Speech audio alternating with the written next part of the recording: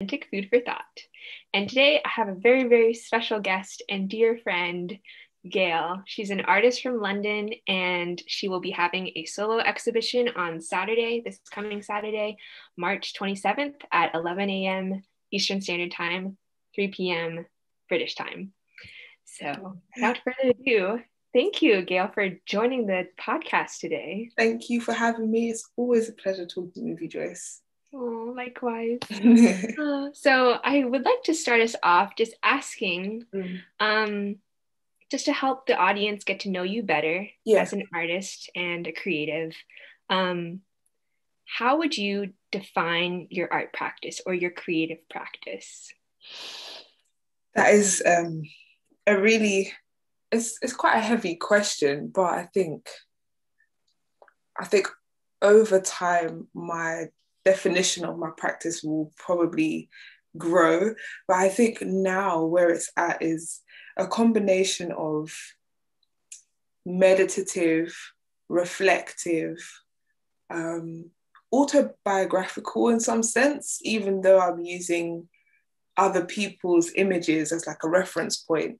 I think my practice is very much devotional as well, kind of like just dedicated to expressing my life as a Christian on earth and just the journey, what it looks like to kind of just pass through this life. We refer to it as sojourners, and we've also had conversations about what it's like living as a sojourner on earth. And so these are kind of things that I would say would define my practice where I'm at right now. And I think they will always kind of be interwoven into my work, regardless of how the visual language changes over time. But I think for now, I would say definitely it's very much meditative, just contemplative, documentative as well. Mm-hmm. So kind of like just processing life and stuff. So yeah, that's what I would say. That's awesome. Thanks for sharing. And my next question, kind of tying in with what you were sharing about sort of documenting and could you share with us a bit more about your educational background and sort of how you eventually decided to become a full-time artist? Yeah. No, good question. So I've always been someone who kind of reflects and writes. So I have a journal that I keep, and so I communicate quite a lot through written language. And that's something that one of my teachers picked up on in secondary school, and she kind of suggested to me, why don't you go into journalism? And that was basically the avenue which I took, and that's how I went to do broadcast journalism. So that's what I did for my undergrad. I did that for 3 years, and in that time it really opened me up. It really allowed me to learn new ways of communicating with people, and I learned new ways of kind of just exploring storytelling as well, and how to communicate news and just all kinds of things. So that's kind of what brought me to that area of my career, and I feel like I kind of still bring that into my artwork now, in the sense that it's very much a conversation that I have with the person that I'm painting and documenting their life story and all of these things. So it's citizen journalism in a sense. It kind of weaves two career paths into one. So it's been interesting. And I look forward to seeing how all the other skills that I've learned through that degree, as well as my master's degree, and how that will help inform my practice moving forward. Awesome. Yeah. Can you share more about, because you studied at Camberwell. Yeah, Camberwell. UAL. Yeah. And could you share about your master's there? Yeah, sure. Yeah, so I decided, so after I did my undergrad, I worked for a few years, and then in that time I decided that I wanted to pour into myself creatively for a year. So I took on an MA in Camberwell, doing fine art painting. And so that course was very enlightening. I learned a lot. I grew and I was stretched quite a bit. That's the word I tended to use quite a bit. I was stretched by comments, feedback, good people that would pour into me in terms of my work, and the lecturers, of course, and the tutorials. And yeah, I think it was very beneficial for me to kind of look outside of myself as an artist as well, and kind of see who else is making work similar to me and who else is making work different to me, and how and where I sit within the art world. That was really fascinating to go into. Yeah, so I learned quite a lot, especially the fact being that I was doing it in a pandemic. That also kind of just changed.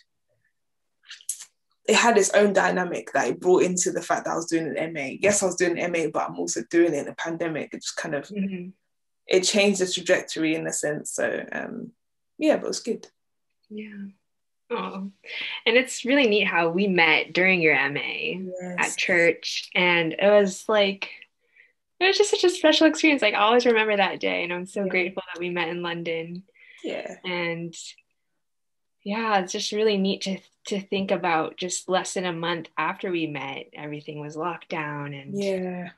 I was just really grateful that we got to keep each other company, even though, we were just talking on FaceTime, but working on our projects and writing. And it's really fascinating to see like your journey, but also see that your artwork isn't just, it's not just about you, but it's about the people you meet along your sojourn. Yeah. And I think that's just, it's exciting to think about that.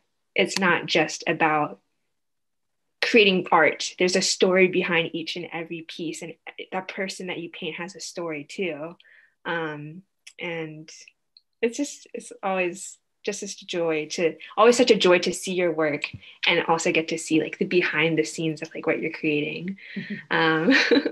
Yeah. So how would you advise maybe young artists who are maybe in school still looking into studying art or getting their master's? What advice would you give to them? Yeah, thank you, by the way, for all that you mentioned before.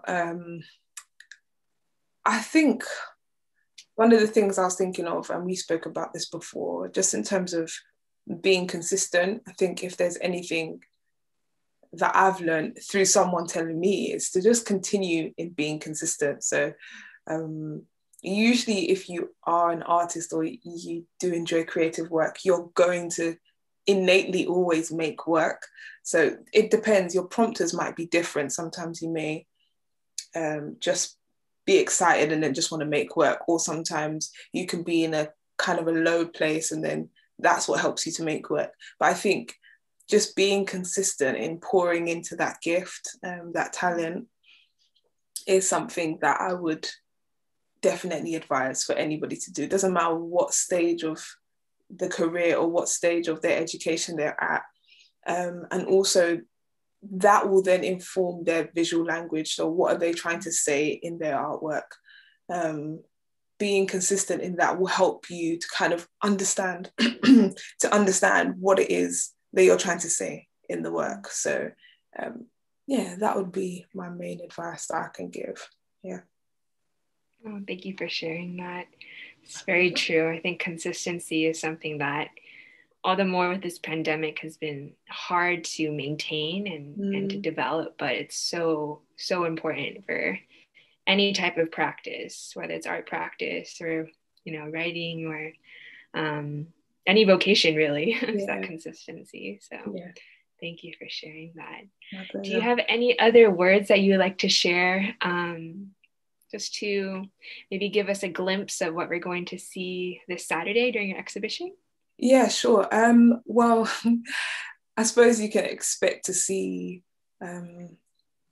more of what you described, actually, which is my visual, like how I see people and how people have allowed themselves to be seen by me in paintings.